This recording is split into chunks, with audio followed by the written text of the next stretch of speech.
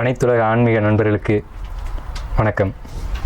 திருவாக்கும் செய்கரமும் கைகுட்டும் செஞ்சொல் பெருவாக்கும் பீடும் பெருக்கும் உருவாக்கும் ஆதலால் வானவரும் ஆணிமுகத்தனை காதலால் கூப்புவதும் கை. இப்போ நாம் பார்க்கக்கூடிய வீடியோ அப்படிங்கிறது மாசி மாத ராசி பலன்கள் அப்படிங்கிறத பார்க்குறோம். பொதுவாகவே 12 மாதங்கள் உண்டு, நமக்கு தெரியும் 12 மாதங்கள் உண்டு. 12 மாதங்களுக்கும் ஒவ்வொரு மாதத்துக்கும் ஒவ்வொரு சிறப்பு இருக்கும். ஆனால் இந்த மாசிக்கு மட்டும் அதிகமான சிறப்புகள் கொண்ட மாதம் என்னென்னு கேட்டிங்கன்னா, மாசி மாதம் வந்து 11வது மாதமாக வருது. அந்த மாசி மாதம் வந்து கும்ப வீடு. மாசி மாதம் அப்படின்னா கும்ப வீட்டை தான் அது குறிக்கும். கும்ப வீட்டில் சூரியன் சஞ்சரிக்கிற காலத்தை தான் நம்ம மாசி மாதம் சொல்கிறோம். அப்போ இந்த கும்ப ராசி அப்படிங்கிறது ஜோதிட தத்துவத்தின்படி சிரராசி. சிரராசி அப்படிங்கிறது சிரம்ன்றது நிலையானது அப்படின்னு அர்த்தம். அப்படி கும்பராசின்றது சூரியன் பயணிக்கூடிய அந்த கும்பராசியில் பயணிக்கூடிய சிற மாதமான இந்த மாசி மாதத்துக்கு என்ன ஏற்றம் அப்படின்னு கேட்டிங்கன்னா, சனியினுடைய சொந்த வீடு கும்ப வீடு. அதாவது சனி ஆட்சி பலம் அடையக்கூடிய மூலத்திரிகோண பலம் அடையக்கூடிய வீடு அந்த கும்ப வீடு. ஸோ அதனால தான் மாசி மாதத்துக்குன்னு சிறப்பான ஏற்றங்கள் உண்டு. சனி அப்படிங்கிறது பாரம்பரியமான விஷயங்களுக்கான காரகத்துவம் கொண்ட கிரகம். ஸோ இந்த மாசி மாதத்தில் என்ன அதிகமாக நடக்கும் அப்படின்னு பார்த்தீங்கன்னா, பாரம்பரியமான பழமையான வழிபாடுகள், ரொம்ப உக்ரமான தெய்வங்களுக்கான வழிபாடுகள் மாசி மாதத்தில் தான் நடைபெறுது. ஸோ அப்பேற்பட்ட ஏற்றம் கொண்ட மாதம் மாசி மாதம். ஸோ இந்த மாசி மாதத்தில் வரக்கூடிய விஷயம் என்னென்னு கேட்டிங்கன்னா, சிரராசி அப்படின்னு நம்ம ஏற்கனவே சொன்னோம். சிரராசியில் சூரியன் பயணிக்கக்கூடிய காலத்துக்கு பேர் விஷ்ணுபதி புண்ணிய காலம் பேர். இந்த விஷ்ணுபதி புண்ணிய காலத்துக்கு மிகப்பெரிய ஏற்றம் உண்டு. என்னென்னு கேட்டிங்கன்னா, விஷ்ணுபதி புண்ணிய காலம் வரக்கூடிய நாளில் பெருமாள் கோயிலுக்கு போயிட்டு 27 சுற்று கொடிமரத்தோட பெருமாளையும் சேர்த்து சுற்றி உங்களுடைய கோரிக்கைகளை சொல்லி 27 சுற்று, ஒவ்வொரு சுற்றுக்கும் ஒவ்வொரு மஞ்சள் நிற ரோஜாப்பூ கம்பத்தடி, அதாவது கொடி கம்பத்துக்கு அடியில் வச்சுட்டு உங்களுடைய கோரிக்கையை சொல்லிட்டு வந்தீங்கன்னா, ஒவ்வொரு சுற்றுக்கும் ஒவ்வொரு பூ இது மாதிரி வச்சுக்கணும். இந்த மாதிரி நீங்கள் உங்கள் வேண்டுதலை வச்சிங்க அப்படின்னா, என்ன வேண்டுதலாக இருந்தாலும் நிச்சயம் நிறைவேறும் அப்படின்னு சாஸ்திரம் சொல்லுது. நாமளும் அனுபவத்தில் பார்த்துக்கிட்டு இருக்கோம். ஸோ அப்பேற்பட்ட இந்த மாசி மாதத்துக்கான பலன்களை நம்ம 12 ராசிக்கும் பார்ப்போம். புதனை அதிபதியாக கொண்ட மிதுன ராசி அன்பர்கள். இப்போது புதன் அப்படிங்கிறது காதலுக்கான ஒரு கிரகம், அறிவுக்கான ஒரு கிரகம், கேளிக்கைக்கான ஒரு கிரகம், நகைச்சுவைக்கான கிரகம். ஸோ இப்படி நம்ம பார்த்தாலும் புதனில் நிறைய மைனஸும் இருக்குது, சில ப்ளஸ்ஸும் இருக்குது. ஸோ இந்த வகையில் மிதுன ராசி அப்படின்றது அறிவுபூர்வமான ராசி அப்படின்னு பேர். பேச்சாற்றல் கொண்ட ராசி அப்படின்னு பேர். பேச்சாற்றல், அறிவுக்கூர்மை இதெல்லாம் எல்லா இடங்கள்லையும் நல்லதுக்கா அப்படின்னு கேட்டால் இல்லை. எங்கே பயன்படுத்தணுமோ அங்கே பயன்படுத்தினா அது நல்லது. இது ஒரு ஆயுதம் மாதிரி தான். இந்த அறிவு அப்படின்றது ஒரு ஆயுதம் தான். பயன்படுத்த வேண்டிய இடத்துல பயன்படுத்தணும் அப்படின்னா சிறப்பு. ஆனால் மிதுன ராசிக்காரங்க எல்லா இடத்துலையும் நான் தான் பெரியவன் அப்படின்ட்டு போகக்கூடிய ஆள் நீங்கள். இதனால் நிறைய தொந்தரவுகளை நீங்கள் சந்திக்க வேண்டி வரும். ஸோ உங்களுக்கு இந்த மாசி மாதம் கிரக நிலைகள் என்ன மாதிரி இருக்குது, நீங்கள் எதிலெல்லாம் எச்சரிக்கையாக இருக்கணும், எதெல்லாம் செய்யணும், எதெல்லாம் செய்யக்கூடாது அப்படிங்கிறத பற்றி தான் நம்ம பார்க்கணும் இந்த வீடியோவில். ஸோ மிதுன ராசிக்கு மாத கிரக நிலைகள். ராசி அதிபதி நாலுக்குடையவனாக வரக்கூடிய இந்த புதன் 9ஆம் வீட்டில் இருக்கிறது ஒரு சிறப்பான ஒரு விஷயந்தான். அப்போ உங்களுக்கு ராசிக்கும் 4 புதன் 9ஆம் வீட்டில் 5 குடை சுக்கரனோடு சேர்ந்துருக்காங்க. 5 குடை சுக்கரன் புதனும் ஒன்றா ஒரு வீட்டில். அதே மாதிரி செவ்வாய் 6-11 குடை செவ்வாயும் 9ஆம் வீட்டில். அடுத்து 10 குடைவன் சனி 9 குடைவன் சனி 9ஆம் வீட்டில். 10ஆம் வீட்டில் குரு ராகு, 11ஆம் வீட்டில் குரு. ஸோ இதுதான் மிதுன ராசிக்கான கிரக நிலைகள். இந்த கிரக நிலைகள் இந்த மாதம் என்ன பலன் சொல்லுது அப்படின்னு பார்த்தீங்கன்னா, உங்களுக்கு 9ஆம் வீடு பலம், 10ஆம் வீடு பலம். குழந்தைங்களுடைய படிப்புக்காக வெளியூர் பயணங்கள் இருக்கும். குறிப்பாக உயர்கல்வி சம்மந்தப்பட்ட விஷயங்களுக்காக வெளியூர் போவீங்க.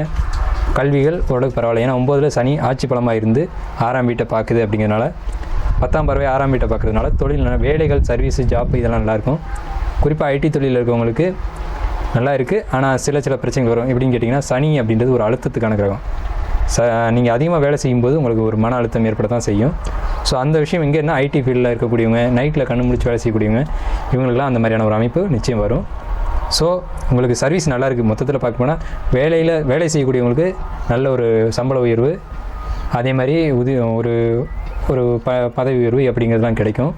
அதே மாதிரி பதவி பட்டம் சொல்லக்கூடிய 9ஆம் வீட்டு அதிபதி புதன் 9ஆம் வீட்டில் பலமாக இருக்கிறதுனால பட்டம், பதவி இதெல்லாம் கிடைக்கும் இந்த மாதத்தில், மாசி மாதத்தில் மிதுன ராசி நேயர்களுக்கு.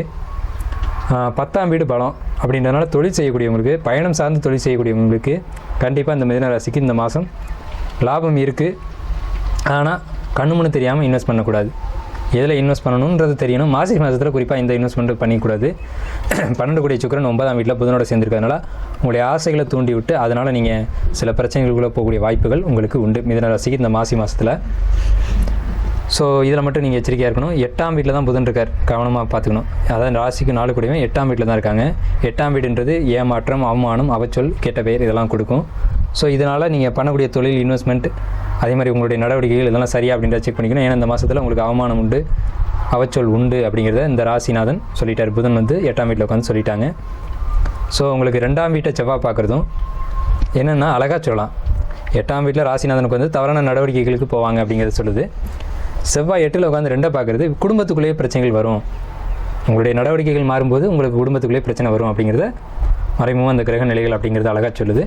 ஸோ சனியினுடைய 7ஆம் பார்வை 3ஆம் வீட்டை பார்க்குது அப்படிங்கிறதுனால பேச்சில் நீங்கள் ரொம்ப கவனமாக இருக்கணும். நீங்கள் ஒன்று நினச்சி சொல்லியிருப்பீங்க, அந்த விஷயம் கம்யூனிகேட் ஆகி யாரை போய் சேருமோ அவங்களை சேரும்போது அது வேறு விதமாக கம்யூனிகேட் ஆகிரும். ஸோ அதனால் பிரச்சனைகளை சந்திக்க வேண்டியிருக்கும். 2ஆம் இடத்தை செவ்வாய் பார்க்குறதுனாலையும் சனியும் பார்க்குறதுனாலையும் பேச்சுவார்த்தைகள் ரொம்ப எச்சரிக்கை தேவை மிதுன ராசிக்கு. இந்த மாசி மாதத்தில் சூரியன் 3 கூடிய சூரியன் தன் வீட்டை பார்க்குறாரு. அதே நேரத்தில் சனி கூட சேர்ந்து பார்க்குறதுனால கம்யூனிகேஷன் சார்ந்த பிரச்சனை வரும். யார்கிட்டையும் எதுவும் பேசாமல் இருக்கிறதே நல்லது. பேசி நீங்கள் கெட்ட பேர் வாங்கிறது பேசாமல் இதெல்லாம். அதே மாதிரி அன்வான்டான ஒரு பேச்சுவார்த்தை, புதுசாக பழக்கவழக்கங்கள் இதெல்லாம் உங்களுக்கு வேண்டாம். இந்த மாதத்தில் அது சிறப்பை தராது. பயணங்கள் அப்படின்னு பார்க்கும்போது பயணம் 4 கூடியவன் 8ல் பயணங்கள் ரொம்ப ரொம்ப ரொம்ப எச்சரிக்கையாக இருக்கணும். மிதுன ராசி வேலையை பற்றி நம்ம சொல்லிட்டோம், தொழிலை பற்றி சொல்லிட்டோம். லாபஸ்தானாதிபதியான செவ்வாய் 8ஆம் வீட்டில் உச்சம் அடைகிறது. திடீர்னு ஒரு வருமானம் வரும், எங்கேருந்தால் வந்ததுன்னு தெரியாது. திடீர்னு ஒரு வருமானம் வரும். லாபஸ்தானாதிபதி 8ல் உச்சம் பெற்றிருக்காங்க. ஸோ திடீர் வருமானங்கள் நிச்சயம் உண்டு.